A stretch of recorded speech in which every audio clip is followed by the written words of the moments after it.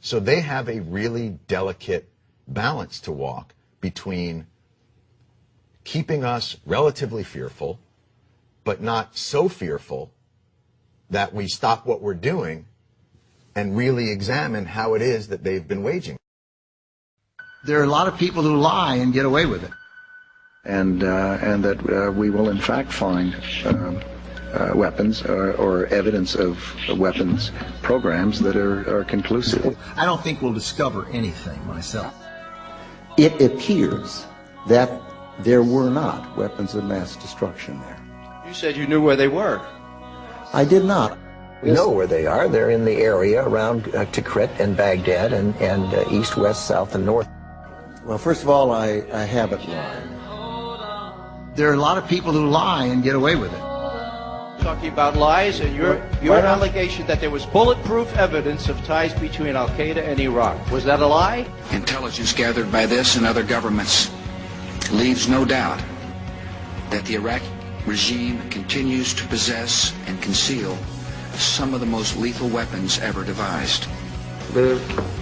Our people are going to find out the truth, and the truth will say that this intelligence is good intelligence. No doubt in my mind. I don't know anybody that I can think of who has contended that the Iraqis had nuclear weapons. And we believe he has, in fact, reconstituted nuclear weapons. Saddam Hussein is determined to get his hands on a nuclear bomb. We cannot wait for the final proof. He's got him. He's got him. The smoking gun. He's got him. That could come in the form of a mushroom cloud. Colin Powell didn't lie. My colleagues, every statement I make today is backed up by sources, solid sources. These are not assertions. What we're giving you are facts and conclusions based on solid intelligence. He has not developed any significant capability with respect to weapons of mass destruction. He is unable to project conventional power against his neighbors. Our people are going to find out the truth. I have not suggested there's a connection between Iraq and 9/11. You have said in the past that it was, quote, pretty well confirmed. No, I never said that. Okay. I never think said that is... That's absolutely not. What I said was, it's been pretty well confirmed that he did go to Prague and he did meet with a senior official of the Iraqi intelligence service. Saddam Hussein aids and protects terrorists, including members of Al-Qaeda. Secretly and without fingerprints, he could provide one of his hidden weapons to terrorists or help them develop their own. What did Iraq have to do with what? The attack on the World Trade Center. Nothing. He said there were three main reasons for going to war in Iraq. Weapons of mass destruction. Saddam Hussein has gone to elaborate lengths, spent enormous sums, taken great risks to build and keep weapons of mass destruction. The claim that Iraq was sponsoring terrorists who had attacked us on 9/11. Before September the 11th, many in the world believed that Saddam Hussein could be contained. And that Iraq had purchased nuclear materials from Niger. The regime is seeking a nuclear bomb.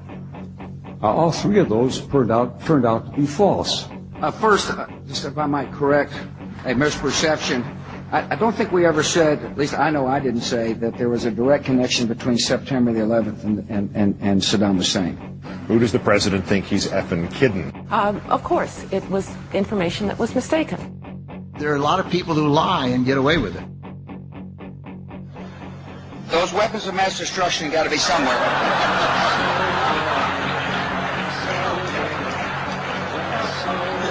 Nope, no weapons over there.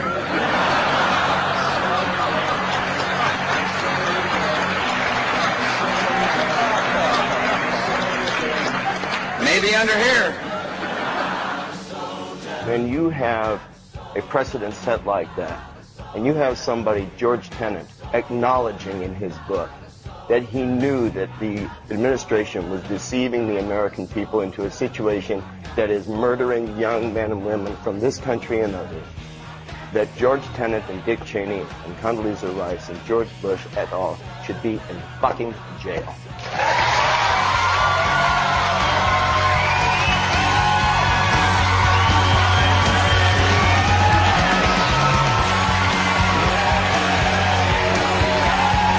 I'm tired of hell, and I'm not going to take this anymore.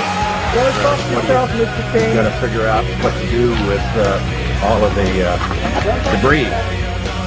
How about you? You made money off the golf floor!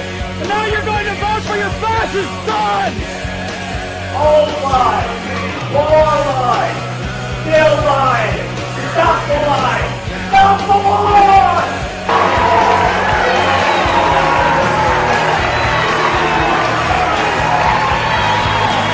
Andrew Carr Jr.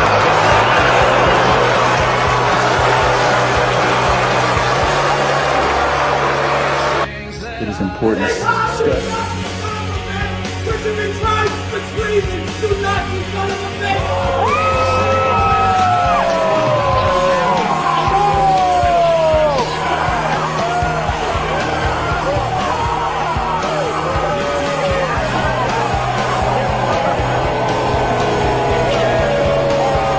You, the people, have the power to make this life free and beautiful, to make this life a wonderful adventure.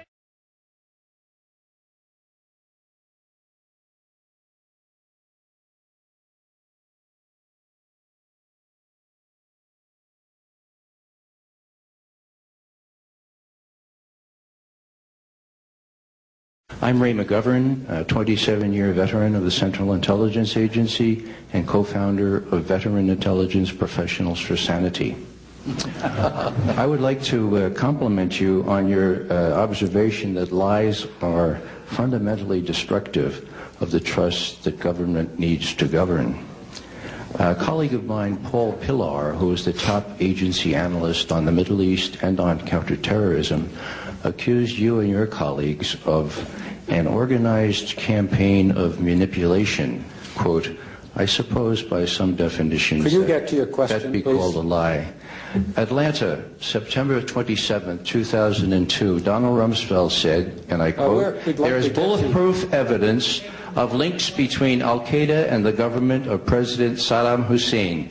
Was that a lie, Mr. Rumsfeld, or was that manufactured somewhere else? Because all of my CIA colleagues disputed that, and so did the 9/11 Commission. And so I would like to ask you to be upfront with the American people. Why did you lie to get us into a war that was not necessary and that has caused these kinds of casualties? Why? Well, first of all, I haven't lied. I did not lie then.